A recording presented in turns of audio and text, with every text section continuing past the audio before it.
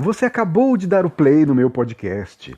Meu nome é André Azevedo da Fonseca, eu sou professor na Universidade Estadual de Londrina e ainda estou na Espanha atuando como professor visitante na Universidade Complutense de Madrid. Eu estou desenvolvendo a minha pesquisa sobre imaginários tecnológicos e em breve eu tenho já materiais muito interessantes que têm me intrigado muito para compartilhar com vocês também aqui nos podcasts, no meu canal no YouTube, nas minhas palestras e também nos artigos, evidentemente, mais acadêmicos que eu vou publicar para poder difundir esses resultados na comunidade científica e depois também na comunidade em geral, porque vocês sabem muito bem, eu defendo de forma muito intensa a necessidade de pesquisadores acadêmicos superarem o seu universo acadêmico, que é uma etapa indispensável, mas não é o fim da produção, na minha interpretação. A gente precisa compartilhar com a sociedade os resultados das nossas pesquisas. Daí esse meu interesse por podcasts, por palestras e por artigos em periódicos não científicos, que para mim é uma ação importante dos pesquisadores. Mas nesse podcast em particular, mesmo estando longe do Brasil, eu estou muito atento, eu estou acompanhando os debates que são importantes aí. E esse podcast, ele traz um problema que foi colocado de maneira brilhante pelos estudantes que estão fazendo o curso online Pedagogia da Autonomia, do Paulo Freire, na Udemy. Eu falo sobre ele depois da vinhetazinha. E esse tema é o seguinte: o que fazer com os alunos que foram doutrinados pelo Escola Sem Partido e se tornaram hostis aos professores? Esse é o tema desse podcast.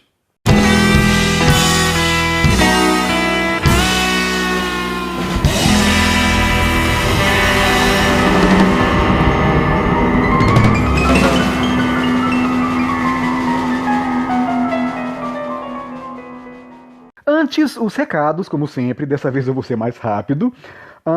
Vocês sabem que eu criei um curso online para explicar didaticamente cada um dos capítulos e subcapítulos do livro Pedagogia da Autonomia, do Paulo Freire.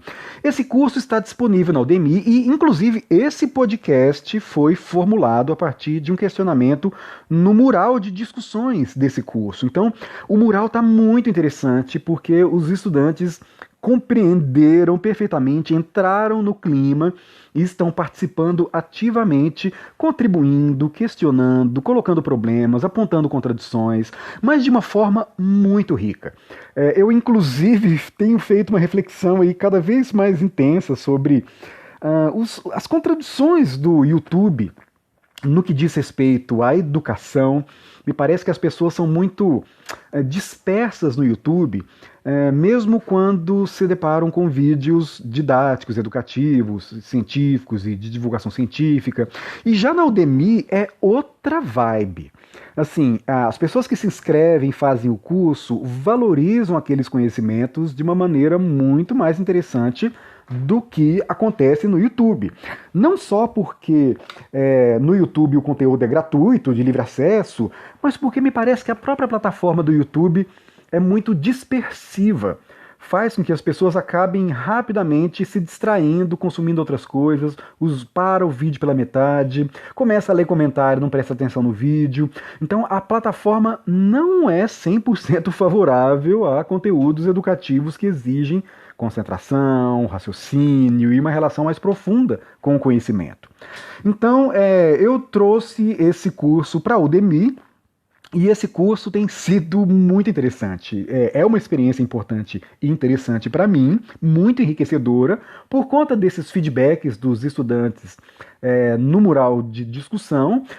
E tem sido também uma experiência legal para os alunos, eu vejo por conta dos próprios feedbacks que eles oferecem, não só na pontuação do curso, mas também no decorrer da discussão.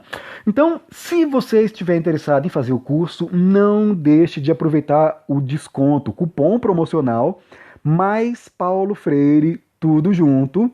É um cupom que eu criei há algum tempo, mas eu tenho divulgado aqui no podcast. E você tem os 50% do curso. Então, ele já é um curso barato, eu fiz de propósito com um preço muito acessível. Vocês sabem que o objetivo de custear isto é financiar novos projetos, isso tem que ficar muito claro. E é uma forma muito interessante de aprender e de ser certificado por isso também, porque tem um certificado de conclusão. Então, como eu disse, né, esse podcast ele foi fundamentado nessas discussões e vocês vão ver o nível de discussão a partir do que eu vou narrar aqui, a partir das intervenções, né, e dos diálogos que eu travei com dois estudantes que fizeram uma excelente discussão. Ouçam, porque é uma recompensa se deparar com discussões tão interessantes como essa. É isso. Como eu disse, esse podcast foi criado a partir dessa discussão que ocorreu dentro do curso Pedagogia da Autonomia de Paulo Freire na Udemy. Então, tudo começou com o Humberto e Silvia Ribeiro de Lima, que fez um questionamento que realmente eu demorei alguns dias para responder, porque eu precisei pensar sobre a resposta, porque de fato eu também não tinha pensado nisso antes do questionamento dele. Então, por isso, agradeço Humberto por esse tipo de desafio. Assim como professores são estimulantes quando eles desafiam os alunos a pensar coisas que eles não haviam pensado, o inverso também é verdade. Sabe, alunos nos estimulam muito quando eles nos fazem superar o nosso senso comum e os nossos conhecimentos e nos exigem que a gente avance nas nossas reflexões.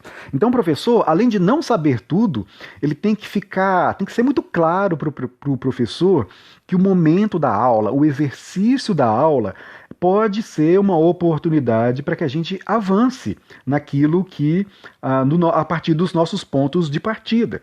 Então a gente não começa do zero, nem professores nem alunos começam do zero. Nós temos as nossas experiências, mas as nossas experiências não são o objetivo da educação, são o ponto de partida. Esse princípio serve para alunos e professores.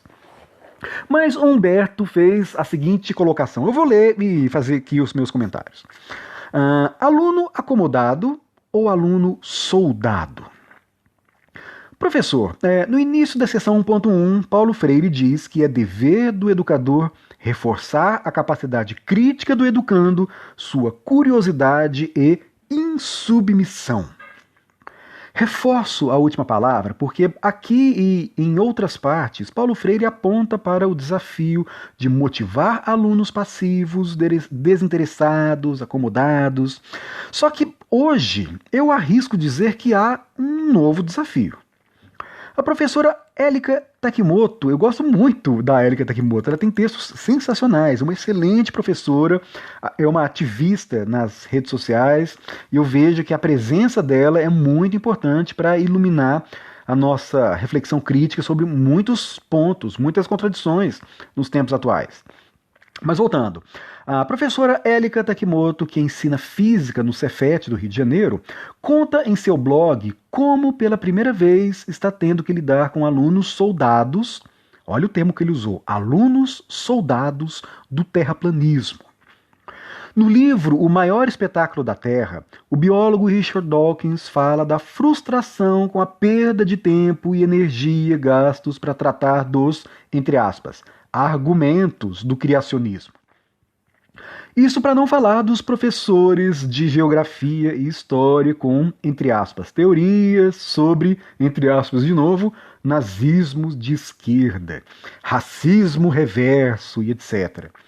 Esses alunos soldados não são passivos ou acomodados. Então, pelo contrário, a postura é de participação ativa na discussão, de uma maneira quase sempre agressiva e debochada, mas, de qualquer forma, ativa. Minhas dúvidas são: os mesmos métodos e instrumentos pensados para motivar o aluno acomodado servem também para sensibilizar o aluno soldado? Ao tentar criar um ambiente participativo, não podemos estar involuntariamente criando exatamente o espaço propício para a ação do aluno soldado? sabe, vem na minha mente a expressão bater palma para maluco dançar. É tentador pensar que, se adotarmos uma postura de acolhimento ao aluno soldado, poderemos convencê-los com argumentos e metodologia científica. Mas será mesmo?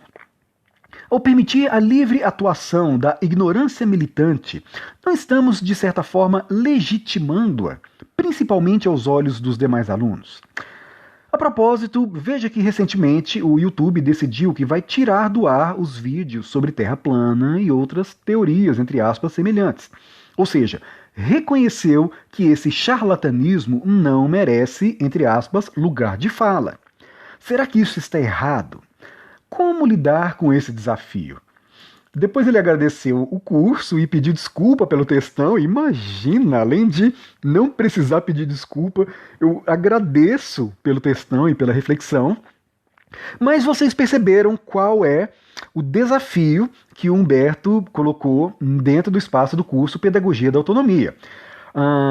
Insisto, né?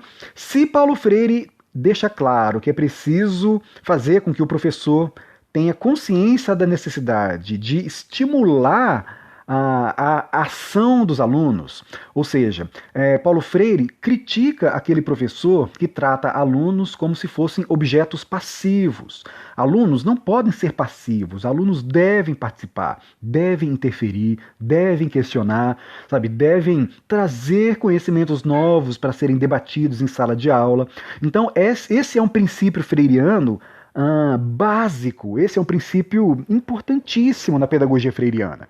Por outro lado, a gente vê, como o Humberto descreveu também, que há essa novidade. Sobretudo, para deixar bem claro, estimulados por movimentos como Escola Sem Partido, nós estamos percebendo muitos estudantes que chegam extremamente hostis, querendo refutar de forma muito violenta professores que supostamente na imaginação deles estão querendo doutrinar os alunos, estão querendo levá-los para o comunismo. Então é uma paranoia que tem sido disseminada e está prejudicando muito a relação entre professores e alunos. Sobretudo nesse sentido, alunos não estão tendo uma postura respeitosa com os professores, porque o objetivo não é conhecer, sabe, não é aprender, não é alimentar a sua curiosidade, mas é defender uma posição, é combater aquilo que eles imaginam que é uma mentira. Então, ou seja, parece que o pessoal está invertendo a ordem, invertendo as bolas, estão confiando em militantes, estão confiando em políticos, imaginando que os políticos dizem a verdade sobre a história e os professores de história dizem a mentira por motivos políticos. Olha como que inverteu. Sabe, é muito maluco, vale a pena insistir. A impressão que dá é que eles imaginam que professores de história têm interesses políticos e mentem no conteúdo que eles têm em sala de aula, e os políticos não têm interesses políticos e dizem a verdade. É muito maluco. Mas esse é o cenário posto. A gente percebe que esse contexto de agressividade, de hostilidade, de desqualificação em relação ao trabalho dos professores é uma realidade muito intensa que os professores experimentam no seu dia a dia, tanto através das redes sociais como através da sua própria atuação concreta, diária, cotidiana em sala de aula, e esse problema então está posto. A gente deve ser freiriano no sentido de continuar estimulando a voz dos alunos e o questionamento dos alunos, ou há uma outra alternativa, ou Paulo Freire não funciona nesse contexto? Então, a minha resposta foi o seguinte. Primeiro eu disse que de fato é uma questão difícil, sabe? Esse é um fenômeno novo, ainda estamos buscando compreender esse fenômeno. E eu deixei claro que eu ainda não tive pessoalmente, né, como professor, a oportunidade de me confrontar na prática com uma experiência dessa natureza. Então, eu nunca tive um aluno me confrontando de forma tão violenta, de forma tão hostil, como os casos em que muitos professores têm mencionado. Claro que eu já tive alunos de todos os matizes ideológicos, isso é óbvio. E já me posicionei com tranquilidade em sala, permitindo que todos se posicionem. Nunca eu sempre tive o cuidado de jamais humilhar aluno em sala de aula, de expor os alunos em sala de aula ao ridículo. Isso é uma ação extremamente importante. É uma questão ética, inclusive. Imagina, nunca fiquei batendo boca com aluno em sala de aula. Isso também não condiz com a ação, com a conduta de um professor, de qualquer opção ideológica. E também me esforço para não permitir que alunos sejam alvo de constrangimentos, sobretudo ideológicos, a partir da posição dos próprios colegas. Sala de aula é um espaço plural, tem que ser um espaço plural, senão ela perde grande parte da sua qualidade, que é precisamente a exposição às diferenças. Então, como eu não tive essa experiência, eu só posso falar em termos teóricos, em termos de reflexão crítica. E isso eu preciso dizer porque implica em uma admissão de que, ao não ter essa experiência prática, a minha fala tem que ser situada nesse contexto. Só que na perspectiva freiriana, eu vejo, é muito claro para mim, que uma forma interessante de lidar com esse tipo de aluno que foi doutrinado pela escola sem partido, ou seja, um aluno que aprendeu, repetiu, insistiu, diz a mesma coisa, foi convencido por aqueles slogans e ouve aquilo dezenas de vezes nas redes sociais e consome conteúdos nas redes sociais que confirmam aquela sua impressão, e aí eles ficam cada vez mais hostis, cada vez mais prontos para atacar, para poder não admitir diferenças em sala de aula e querer exigir que o professor fale absurdos, erros históricos, sobretudo. Então, esse tipo de aluno, eu vejo que uma das soluções que me parecem freirianamente corretas, para dizer esse termo, é fazer com que o professor se torne não um sujeito que quer convencer os alunos de alguma coisa, ou que quer mostrar que o aluno está errado. Talvez a melhor forma de o professor educar os alunos para o método científico, para o raciocínio complexo, para evitar que os próprios alunos caiam nas armadilhas desses movimentos reacionários que estão distorcendo o conhecimento, a melhor forma de o professor fazer isso é através do seu exemplo.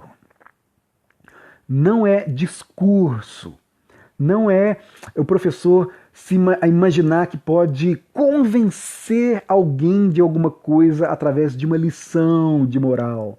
O que o professor precisa é exemplo, é atuar na sua própria conduta para que os alunos aprendam não com o seu discurso, mas com o seu exemplo. Então, um professor autocrítico, por exemplo, que expõe deliberadamente os seus próprios equívocos, quando ele erra, ele deixa claro para os alunos: pessoal, errei, eu na aula passada disse uma coisa, mas eu li nessa semana um livro que contrasta com aquilo que eu ensinei para vocês, então eu aprendi e quero deixar claro para vocês que aquilo que eu disse na aula passada está errado e hoje isso está certo. E fazer isso sem que ele seja provocado a fazer isso. Ele tem que deixar claro que errar é normal, todos têm o direito de errar e o dever ético consigo mesmo de aprender e avançar e acertar. Então, um professor que expõe os seus eventuais equívocos, que se esforça para na aula seguinte trazer uma fonte para corrigir o seu próprio raciocínio, que admite que tem dúvidas, que explica que o conhecimento está em transformação, que na leitura de um texto com alunos ele é capaz de criticar alguns pontos e reconhecer a veracidade de outros. Ele demonstra com seu exemplo a importância da autocrítica. Sabe? E essa demonstração não é para exigir que os alunos também tenham autocrítica, não é uma exigência para eles, mas é um testemunho do seu próprio processo de aprendizagem. Então, isso é preciso ficar muito claro. O professor tem que deixar claro para os alunos que ele, professor, está em permanente esforço autocrítico para melhorar. É só isso, sabe? Não é dizer, tá vendo como eu quero melhorar? Vocês também têm que melhorar. Não é isso. O professor tem um compromisso consigo mesmo. Ponto final. Eu já fiz isso várias vezes. Na verdade, eu faço sempre. Então, por exemplo, uma vez eu lembro que eu falei sobre o homem cordial em sala de aula, que é aquela perspectiva do Sérgio Buarque de Holanda, que supõe ou que teorizou, argumentando que o brasileiro é meio malemolente, porque ele tem isso já na sua cultura, essa cordialidade, que na verdade nem é propriamente uma malevolência, é a dificuldade de lidar no espaço público com ética, porque ele leva para o espaço público a sua moral familiar, ele é então incapaz de lidar com uma burocracia impessoal, ele sempre quer pessoalizar as relações sociais, e isso gera vários problemas, desde a apropriação patrimonialista, né, do espaço público, ou seja, segundo Sérgio Buarque de Holanda, o brasileiro tem a tendência cultural de tratar a coisa pública como se fosse uma coisa particular ou familiar, e isso seria explicado por conta da cultura. Então, eu sempre dei muitas aulas sobre o Sérgio Buarque de Holanda, explicando isso e criticando, inclusive, a cultura brasileira a partir da perspectiva do Sérgio Buarque de Holanda. Só que depois, há pouco tempo, inclusive, eu li o livro do Gessé de Souza, A Elite do Atraso. E o Gessé de Souza demonstra o equívoco desse conceito. Sabe, ele deixa claro como que esse é um conceito preconceituoso, equivocado, porque não é verdade que só o brasileiro teria o privilégio de ser cordial nas suas relações burocratizadas. Alemães também têm isso, americanos também têm isso, espanhóis também têm isso. Ou seja, não é verdade essa teoria de que o brasileiro seria particularmente cordial nas suas relações. Isso não define o brasileiro, não é um privilégio dos brasileiros. Isso é um raciocínio que nos leva a uma interpretação pejorativa de nós mesmos, sabe? Como se nós tivéssemos o nosso DNA cultural, se é que podemos falar esse termo, o gene da corrupção. Mas não é verdade, o mundo inteiro sofre com corrupção. Então é um raciocínio que nos menospreza, que nos diminui. Ele é um raciocínio vira-lata, no sentido desse complexo de vira-lata que nós sempre temos em relação aos estrangeiros. Na verdade, ele alimenta esse complexo de vira-lata que nos diminui em relação à suposta seriedade, aos supostos ares de civilização que só os países europeus, que só os países desenvolvidos teriam. Então, sim, o Gessé de Souza falou sobre isso, eu li, e aí eu tive que, evidentemente, demonstrar o equívoco do conceito que eu mesmo estava propagando em sala de aula, e eu corrigi na aula seguinte, explicando para os alunos, né, que como eu não conhecia a crítica, eu estava deslumbrado e míope, como gerações de cientistas sociais que depois da obra do Sérgio Buarque de Holanda repetiram essa argumentação. Mas eu deixei claro que isso é normal, não é uma vergonha. O conhecimento se faz assim mesmo, a gente precisa ter consciência de que sempre é possível avançar, sempre é possível descobrir coisas novas em todas as áreas do conhecimento.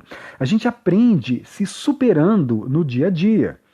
Então não é vergonhoso errar e descobrir as origens do seu erro a partir de novos autores e avançar.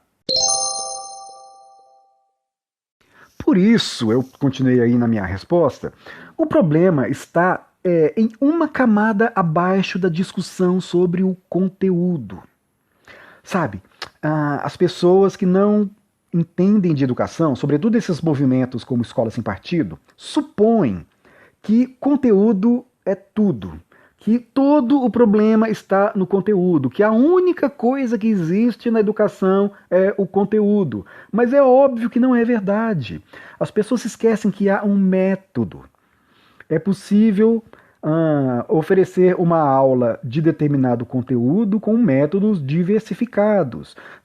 Além de não existir conteúdos neutros, também não existem métodos neutros.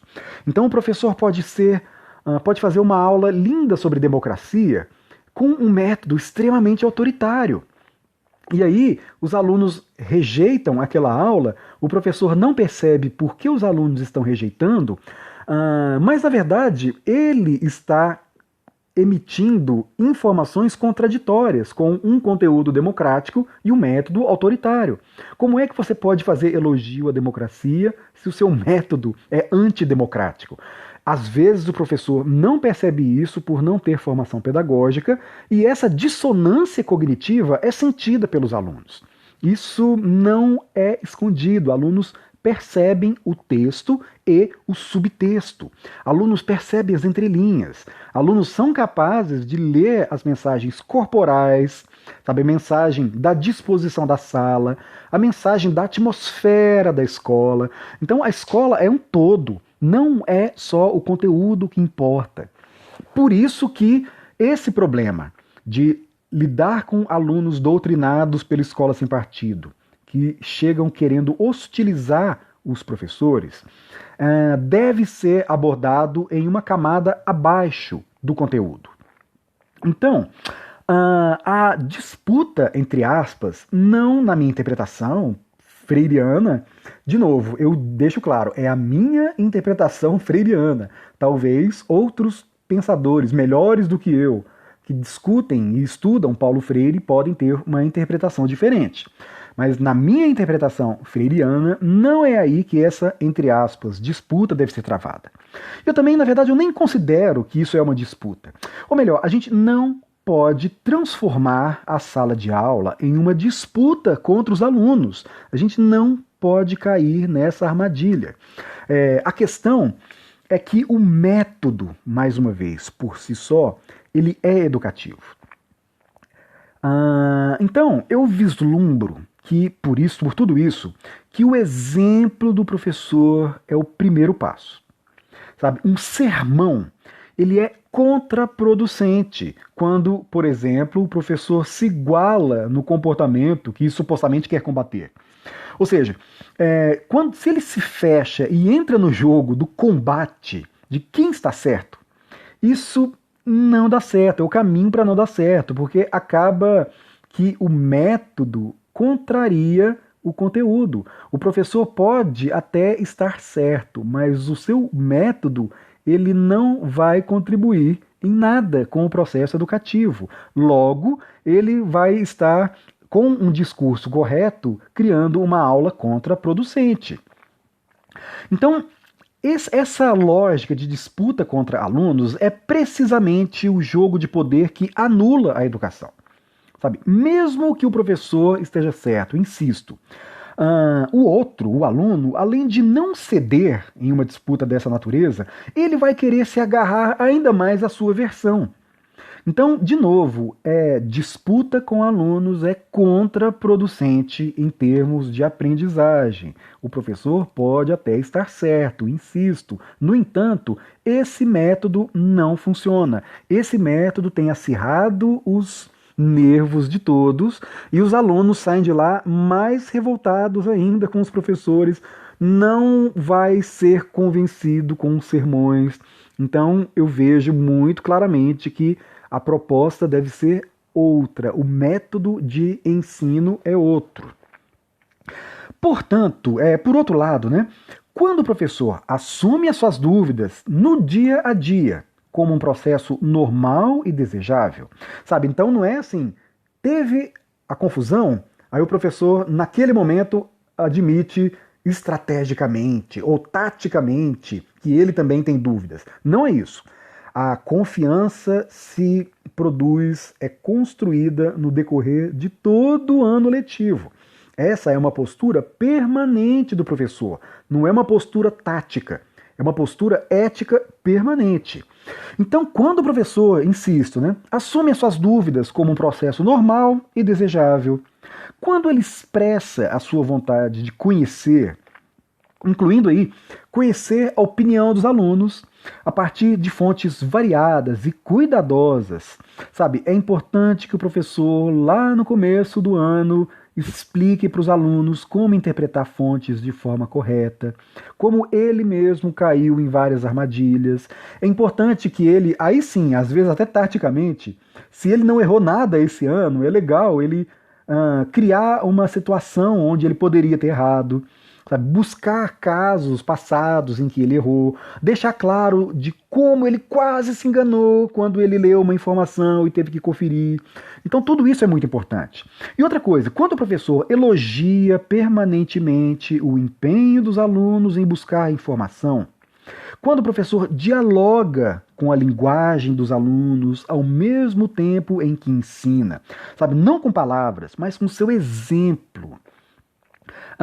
Quando ele busca as formas científicas corretas para efetuar a crítica do conhecimento, eu vejo que o ambiente, por se tornar mais desarmado, e ele acaba se tornando mais favorável ao conhecimento. Então, de novo, insisto, sabe, o professor, ele, por exemplo, ele pode, na hora de oferecer uma explicação, ir lá no Wikipedia e dizer, olha, o Wikipedia está dizendo isso. Pessoal, só que a gente tem que tomar cuidado com o Wikipedia, porque qualquer pessoa pode escrever o que quiser aqui. O Wikipedia é interessante como ponto de partida para as nossas pesquisas, mas ele não pode ser utilizado como fonte final, porque ele tem muitos condicionamentos, ele tem muitos problemas que vêm dessa capacidade de qualquer pessoa escrever. Há muitas pessoas que cuidam bem do Wikipedia, só que é preciso tomar cuidado. Então vamos dar uma olhada nas fontes que os próprios redatores do Wikipedia indicam como fontes que fundamentaram essa informação. Então, ou seja, essa crítica do conhecimento, ela é permanente, ela é muito importante, e o professor fazendo isso como exemplo, ele vai deixar claro para os alunos que eles vão ter que fazer isso também. Então o professor não precisa dizer, façam isso. Ele vai só dizer assim, eu faço isso. Esse exemplo é pedagógico. E tem uma outra coisa importante também na reflexão freiriana sobre educação. O próprio Paulo Freire deixa claro que os professores, que nós professores, não podemos alimentar a ilusão de que todos os alunos e todas as alunas serão transformados e transformadas para melhor e vão brilhar graças à nossa atuação. Sabe, nós temos que ter plena consciência dos limites da atuação do professor. A gente não é capaz de salvar todo mundo, sabe? Isso é um problema muito mais complexo do que uma mera aula. Tá, não vou dizer mera aula porque não vou nos menosprezar como professor, mas isso é um problema mais complexo do que a mais brilhante das aulas é capaz de oferecer, é capaz de solucionar.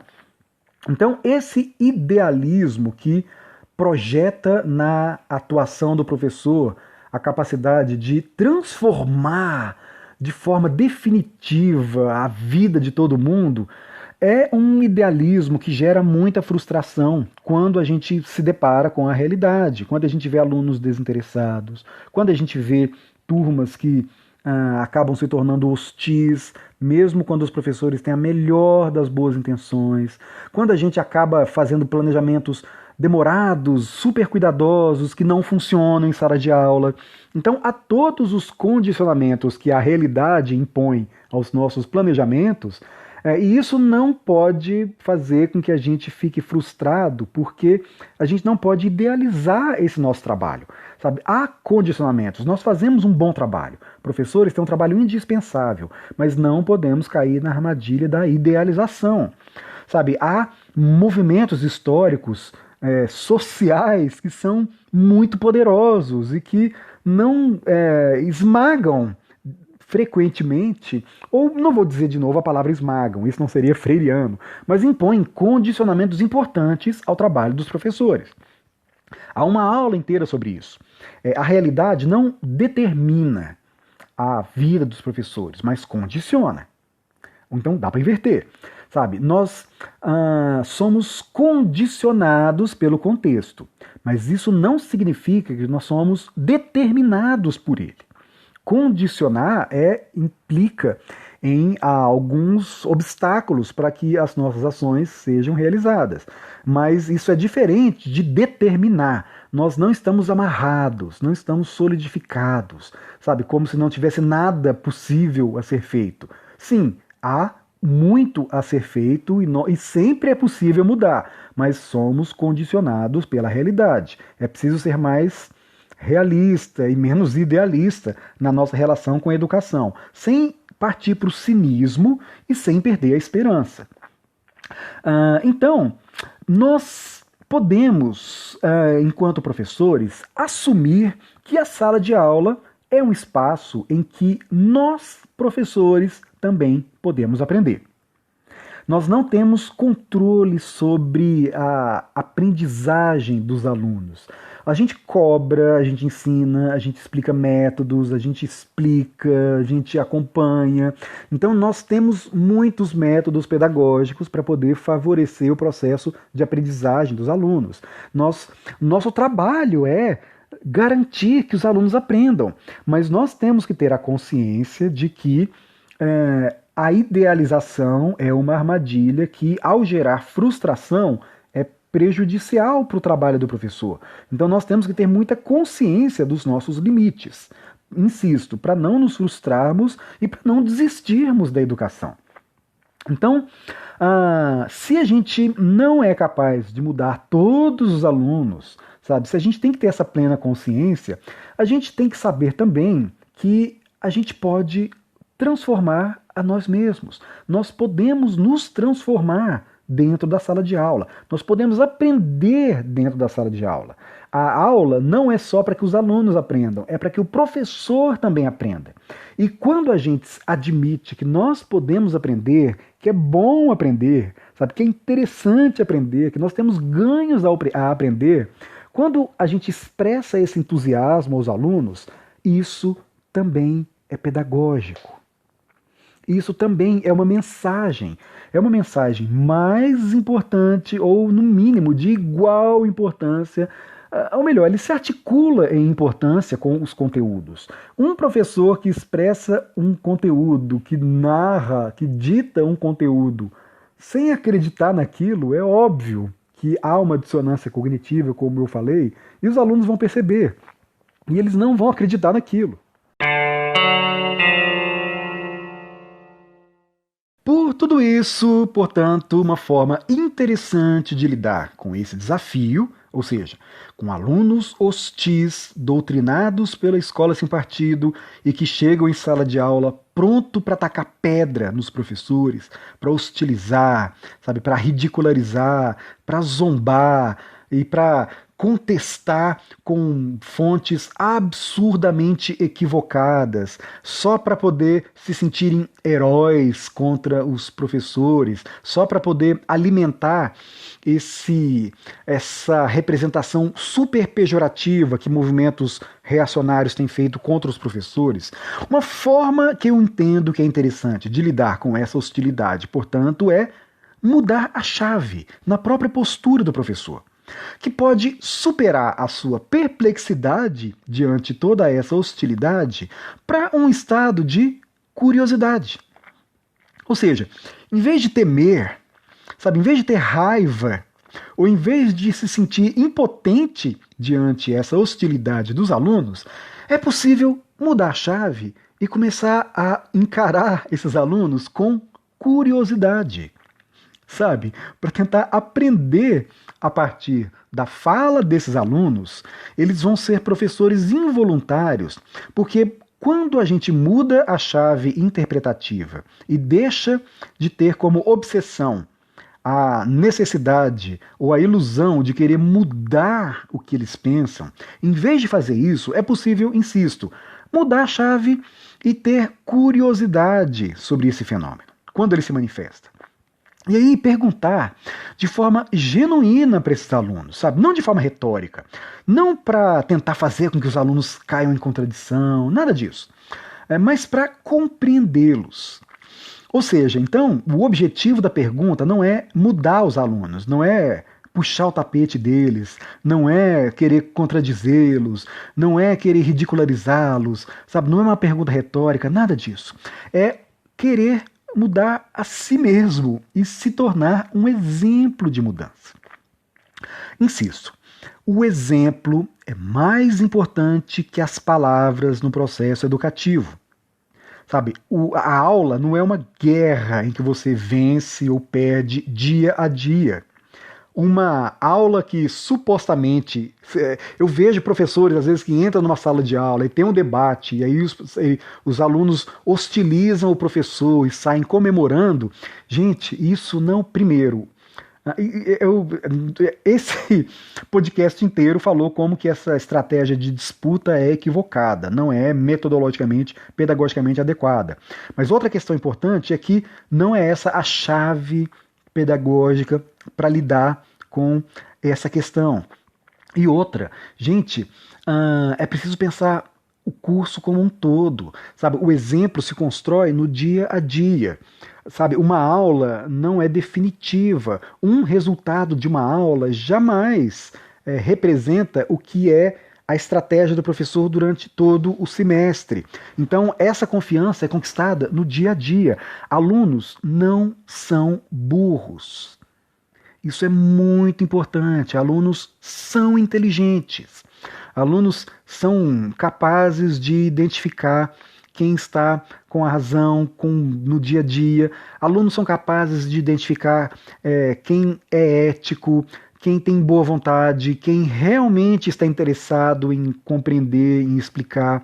Alunos percebem quando professores têm má vontade. Alunos percebem quando professores não querem saber da turma, não gosta da turma, não gosta de ensinar, ou está de saco cheio e está a fim de dar o fora. Alunos sabem disso. E isso faz parte do processo educativo. Então, por isso que o exemplo do professor é, talvez, o recurso pedagógico mais importante para lidar com alunos que hostilizam professores. O exemplo ético é a parte mais importante. Você talvez não mude aquele aluno, mas isso vai trazer um clima de confiança na sala, vai fazer com que os demais estudantes se auto-organizem para perceber com clareza quem está ao lado da educação e quem está equivocado. Sabe? Então não é um sermão do professor, mas é o seu exemplo ético. A capacidade de mudar a si mesmo e se tornar um exemplo ético de mudança. Então, sabe, insisto, isso é muito mais importante do que as palavras no processo educativo. O exemplo não ensina conteúdos, mas ensina algo melhor. Ensina método, sabe? Sem dizer um pio. É claro que as perguntas, ao fazer pensar, também são um método para que os alunos superem os seus preconceitos, né? Mas a gente não pode idealizar uma aula perfeita. É preciso deixar claro que o professor questiona, responde, corrige, mas tem os seus limites no sentido de transformar a vida dos alunos. No entanto, a melhor forma de transformar positivamente a vida dos seus alunos é através do seu exemplo ético, de compromisso com o aprendizado, com o próprio aprendizado, com a própria superação e, claro, com o seu compromisso na melhoria da turma, da compreensão da turma. Mas, mesmo falando tudo isso, eu insisto e reconheço que eu não me sinto plenamente autorizado a oferecer essa solução, porque eu não tive a praxis, sabe, a prática aliada à teoria. E eu também não posso dizer se a minha própria postura autocrítica em sala é responsável pelo fato de eu não ter me exposto a confrontos dessa natureza, porque é verdade. Eu sempre fui autocrítico. Então talvez isso já tenha desarmado, isso desarme os alunos desde o primeiro dia de aula, porque eu sempre volto atrás quando eu percebo que eu cometo equívocos, quando alunos apontam contradições na minha aula, eu admito com tranquilidade, não me envergonho disso. Quando eu erro referências de livro, eu corrijo na aula seguinte, ou na própria aula, ou eu mando um e-mail para a turma, pessoal, eu falei algo equivocado, eu me esqueci, eu me confundi. Então, essa minha postura frequente, eu suponho que seja um dos fatores que fizeram com que eu não tivesse esse tipo de comportamento hostil dos meus alunos nas minhas aulas. Mas, de todo modo, eu sou solidário aos professores que têm sofrido essas ameaças em sala e eu também me vejo em busca de soluções. Insisto, eu não me sinto autorizado a ensinar ninguém. Esse podcast todo foi feito a partir dessa reflexão, mas eu vejo que é um tema novo que precisa ser discutido e eu adoraria ouvir a voz dos professores e professoras que já se depararam com problemas dessa natureza. Então isso é muito sério de se pensar e nós temos que buscar soluções. Bom, aí o outro aluno, Gabriel Gonçalves Ribeiro Silva, ele escreveu assim, olha, não sei se vai exatamente na direção do que o Humberto perguntou, mas eu tenho um exemplo que talvez se conecte com essa questão. Durante a minha graduação, eu lecionei no estágio uma aula sobre genética, durante a qual eu puxei o assunto de gênero e expressões de gênero. Um dos alunos demonstrou-se bastante resistente quando eu e os outros alunos dissemos que não há nada de errado em um menino brincar com uma boneca ou uma menina brincar com um carrinho. Minha ação no momento foi educadamente dar a ele a oportunidade de expor sua opinião. Ele me disse então, de forma desconexa e sem base, que, entre aspas, não é natural e que nunca deixaria o filho brincar de boneca. Então eu comecei a questioná-lo, fazendo perguntas como: mas o que você acha que vai acontecer se ele brincar? E se ele começar a agir dessa forma que você diz, por que isso é um problema? Será que o jeito das pessoas tem a ver com brinquedos ou cores que elas gostam? Depois de um tempo, ele não teve o que responder, pois não tinha como explicar o seu pensamento em detalhes, pois era um pensamento raso. Assim, não acho que eu tenha mudado a opinião dele com uma única aula, mas quero crer que pelo menos o fiz pensar um pouco no assunto e talvez tenha plantado ali uma semente de dúvida naquela posição que parecia muito sólida para ele. Em outras palavras, acho que é um processo. Vejo que muitos professores se frustram ao ver um aluno falando groselhas em sala, e realmente é frustrante. Mas ainda assim, acho que é importante respirar fundo e ter calma quando precisamos lidar com um aluno assim. Acho que em sala não se trata de dar palco para charlatanismo. Para mim, faz parte do ensino-aprendizagem permitir que o aluno expresse sua opinião, pois muitas vezes algo parece muito sólido quando está na nossa cabeça, mas quando nos expressamos e socializamos, as rachaduras aparecem. E talvez seja justamente disso que um aluno assim precise, alguém para ajudá-lo a enxergar as fraquezas em sua argumentação, já que muitos só costumam falar de assuntos assim quando estão cercados de pessoas que já concordam com eles, e assim reforçam que o pensamento está correto sem apontar os erros. Finalmente, infelizmente, também acho que é importante lembrar que não vamos conseguir obter sucesso com 100% dos alunos. A educação, a mente, as pessoas, tudo é muito complexo e é irreal pensar que seremos super professores, capazes de educar a todos com aproveitamento total, sem falhas. Acho importante ter isso em mente para controlarmos a frustração. E isso, então, eu agradeci mais uma vez. Você vê como que um debate interessante entre o Humberto e o Gabriel, para que a gente possa identificar problemas em sala de aula e pensar soluções que são importantes. Eu gostei muito dessas duas interferências. Depois eu pedi para os dois alunos, para o Humberto e para o Gabriel, permissão para poder citar o nome deles e fazer esse podcast, porque de fato eu vejo que essa é uma discussão importantíssima, sabe? Nós temos que enfrentá-la de forma pedagógica, com educação, com os métodos corretos, sem transformar a sala de aula em um palco de guerra, sem cair na armadilha que essa hostilidade da escola sem partido tem oferecido à experiência de sala de aula, sabe? Eles estão julgando professores, eles estão julgando alunos contra os professores. Isso é muito grave, sabe? É inédito, nunca vi um movimento com essa hostilidade. Mas nós, professores, temos que perceber, temos que admitir que esse é o contexto e nós não podemos nos render a esse tipo de ameaça. Sabe, professores precisam descobrir alternativas para lidar com a realidade tal como ela é, não para admitir a realidade, mas para transformá-la, mas usando métodos interessantes, métodos democráticos, de forma a nos transformarmos também a partir desses desafios. É isso.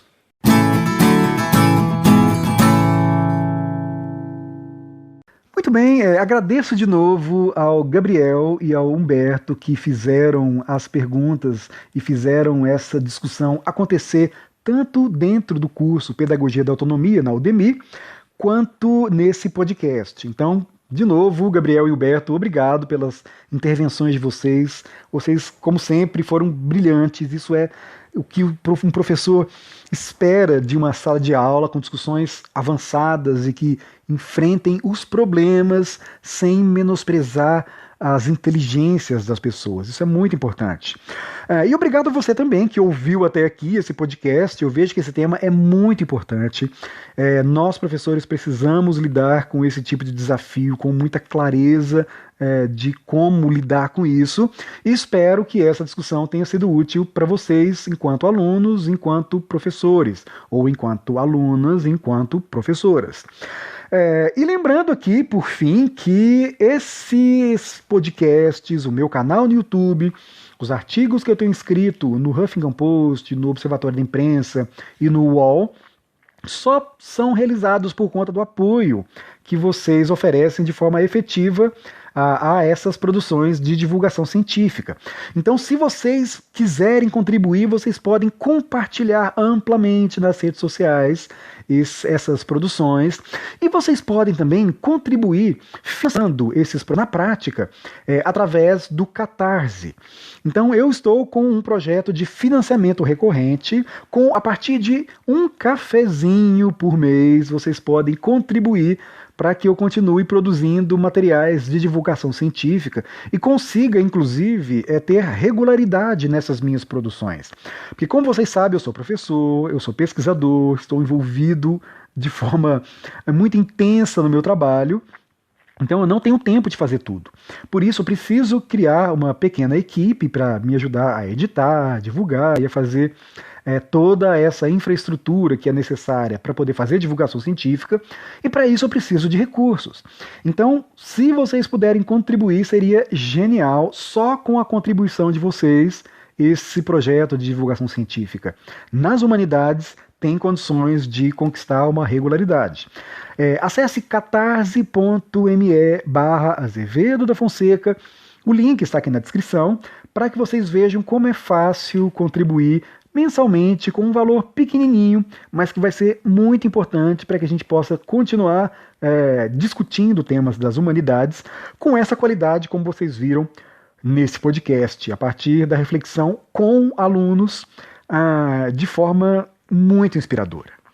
É isso, obrigado e até mais. Vejam os links. Tchau, tchau, até o próximo podcast.